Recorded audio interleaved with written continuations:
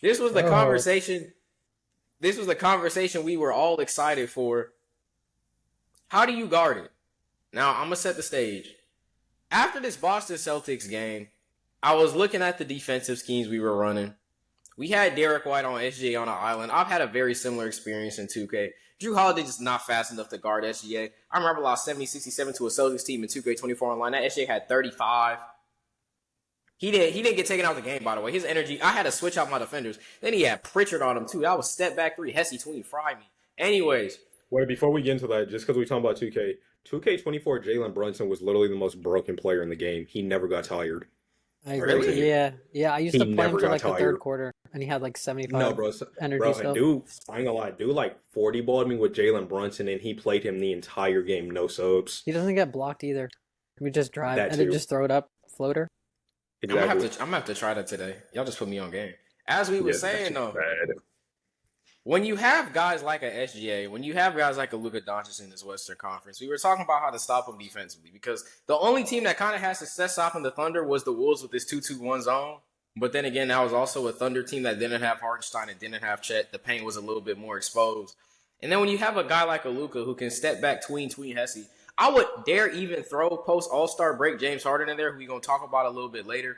But in general, when you're going into the playoffs and you have these very ball dominant guards who can score anywhere on the floor, put yourselves in a coach's chair for a bit.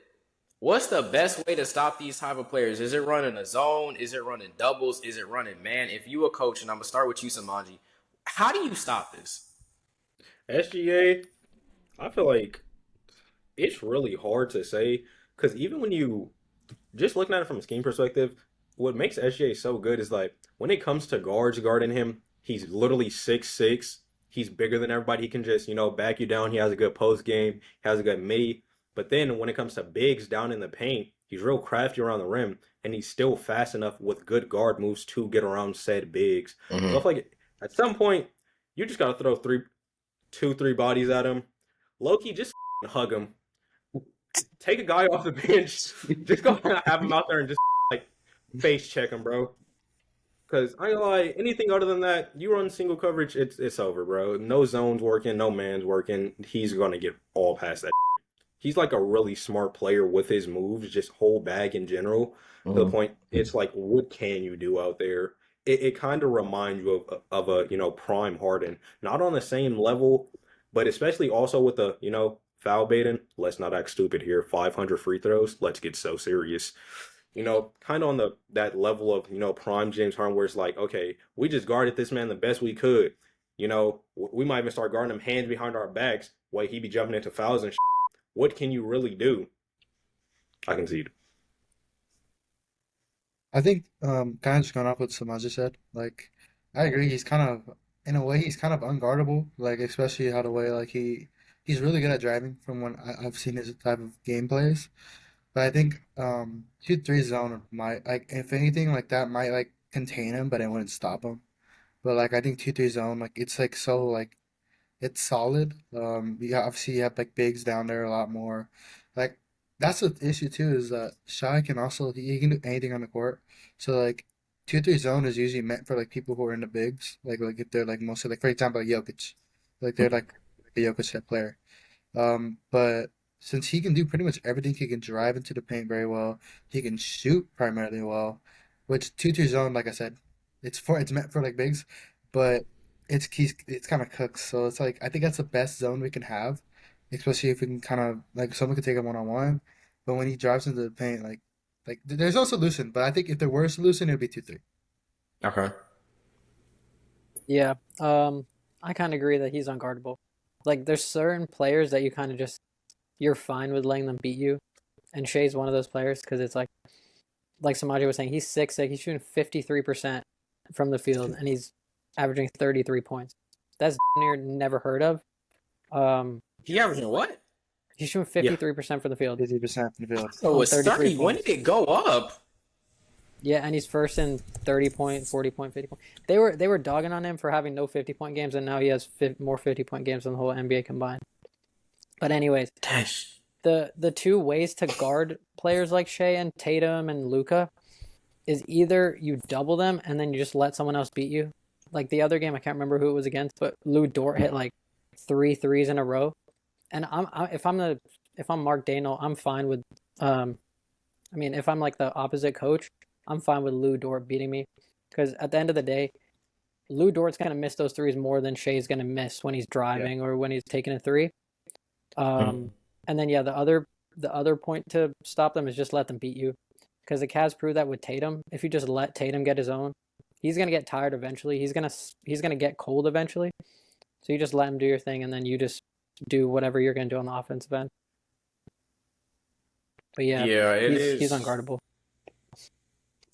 I think SGA is one of those players, and I think staying on zone for a little bit, the thing I always hated about zone, or hated when I was playing basketball, whether it was 2-3, 3-2, we ran a lot of like 2-2-1 full court presses. So like it'd be 2 guys up and then 2 guys mid-court and then the big down low. The thing I don't like about it, and the mistake a lot of NBA players make, I'm not going to say NBA players, but I've seen basketball players make time and time again. Sometimes they hyper fixate on whoever has the ball. So instead of equally covering out the floor, and I'll see if I can set the scene for you guys. If I'm taking a ball up, right? Actually, no, Samaji's taking a ball up, right? And he has 30, and me and Samaji on the same team. And Samaji's dribbling, and I'm in the left corner. So if we're looking at the court this way, I'm in that left corner, right? And then Samaji says, you know what? I'm going to drive to my right. So he goes right, and then he crossed back left. The problem is whoever's supposed to be guarding me in the corner on that zone, because Samaji, let's just say he got 45, they all going to turn and look at Samaji.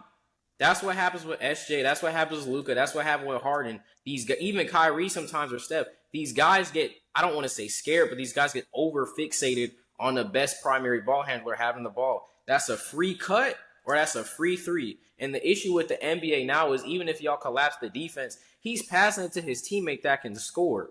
Lou Dort, yeah, I can live with Lou Dort beating me, but the thing is, Lou Dort can still shoot threes. When you have a 5-man roster, when the Cavs are a great example of this, as much as it pains me, Hunter can shoot, Garland can shoot, Mitchell can shoot, Evan Mobley can shoot now. I've seen Jared Allen hit a couple threes. Jared Allen's the only Garland one can who shoot, I don't. Max Strus can shoot, Dean Wade can shoot, Ty Jerome can shoot. Here you go. We can keep going. Here you We can keep go. going. You're forgetting a lot of players. But even if you Here add you Jared go. Allen, like it still makes like a team like that unstoppable, because Yeah, it's kind of like, everyone can be outside of the wing, and then they can five Jared out. Jared Allen could be our last option, and Jared Allen as a last option is crazy already. It's still a free 2 points or a trip to the free throw line if he gets fouled. Yeah.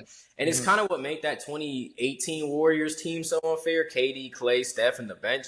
Because the thing about zone defense is they could literally, number one, pull it from wherever on the court. And it's like, oh, if we focus on Durant, either Draymond going to cut for the layup, then you got Iggy, Clay, and Steph all right there who can shoot threes. Well, we going to double on Steph, then that's a cut for Durant in the lane. You can't play man with KD because whoever they switch on the pick and roll is going to be an island. You're going to have to chase Steph around. You can't even play man with Steph traditionally. They just going to run moving screens for Clay till he's wide open. That's what made that Warriors team unfair. And while there hasn't been a team now that has been able to recreate that level of success, when you look at the Cavs, when you look at the Thunder, when you look at Boston where they are, when you look at these top teams, I'll even give credit where credit is due. I forget which Lakers game it was. It was the Nuggets game where you got Rui, Reeves, Luka, Braun, all can score 20, all can shoot threes. If you have a gravitational player and the zone is fixated on that player, they're like, oh, SGA about to drive. Either I'm going to fake the help and he's just going to drive and get, or I'm going to commit to the help and he's going to swing it out. It's too many risks to take with zone. The only solution for this is what everybody here said. You let him do you, cuz, and you lock up everybody else. What? No, that wasn't even a pause moment. Continue. Yeah, you let somebody trying to clip farm right now. You let him get whatever he wants. And you lock up everybody else, because this is not 2K. Guys get tired. If you're being a little more physical when he drives, even if you're actually fouling him, because we gonna watch that back on video. Somebody, your elbow's not normal, bro. We gonna watch that back. That's making me uncomfortable, bro. That's making me uncomfortable, bro. Worry about the wrong thing. Just turn your camera off when you stretch, bro. I'm sorry. That's making me uncomfortable. Worry about the wrong thing. Bro, I'm sorry. Anyway, That's crazy. as I was continuing though, the thing you gotta like grind these guys down. If SGA goes up, actually give him a foul, actually give him contact. I don't care if he's gonna go to the line. Samaji, why you about to laugh right now, bro? I'm not laughing. Just continue. Just continue. Bro. Come on, bro. We heard it though. I said you gotta grind him down. I wasn't that crazy. You got a what? You gotta put a pace on him. My fault. Yeah, grind on him, Joaquin. Yeah, back him down, grind on him. Real physical with the defense. You gotta like dwindle his energy down. That's the best way I can put it without anybody here laughing or having a certain reaction. Samajai, stop war farming, bro. Stop, bro. As I was saying though, you gotta make him tired. Basically, you gotta put a body on him in the post. You gotta basically have a rotation of players that do come in and can foul him, get a little physical, not injure him, but slow him down enough to the point where he is gonna have to pass the check. He is gonna have to pass to Aaron Wiggins. I forget, why is Cason Wallace dropping like 14 in the fourth quarter on Boston? I just randomly remembered that. Cason Wallace had a random burner in that game. That made me mad, but that's not gonna happen. But as a coach, as Roy said, you can live with that because that's gonna happen less than SGA is gonna miss. As he said, his whole life is consistent. That was tough. So tough. That was tough. I redeemed myself. Hey, come So, on. like, finally close it off. Then another thing is, back then, like previous to like, these last 2 years of Shea, the conversation used to be, oh, make him shoot the three. He not that good. Yeah. He not that good of a 3-point shooter. That conversation is dead now. He's like shooting 37% on 6 threes. He's going to hit that shot now. So now it's really like, what can you do? Pray. You gotta be like Austin Rivers in that Dame game. you gotta be like Austin Rivers. It's so funny. We ain't even That's really. so crazy though too. He took him to like triple overtime. Yeah, Dame took him to double OT. He had 12 threes that game. God, It's so crazy though, bro. You getting fried that bad. You like, God, do something. Start praying. It's kind of crazy too, because we didn't even talk about Luka. We focused mostly on SGA. The thing about Luka is like if you have the right physical defender on him, because he's not in his athletic prime no more, which is crazy to say at 27, but you can like 27? Luka like 26 or 27. Yeah, he's He's 27. 27. You can slow Luka down. Like Jaylen Brown in that Lakers game, you can slow Luka down if you get a little more tenacious with your defense. The thing about SGA is he plays so smooth. Like I'm not. This how Samajai was talking about Cade a couple of minutes ago, bro. I'm sorry, that dude is so tough. He understands every defender there is barbecue chicken because he plays at his own pace. Luka does the same thing, but he doesn't have the athletic ability to make those pace switches that SGA still makes. Luka, low-key, all you gotta do, stay in front of him a little bit, don't fall for the tween pull, step back, and he gotta pass that rock.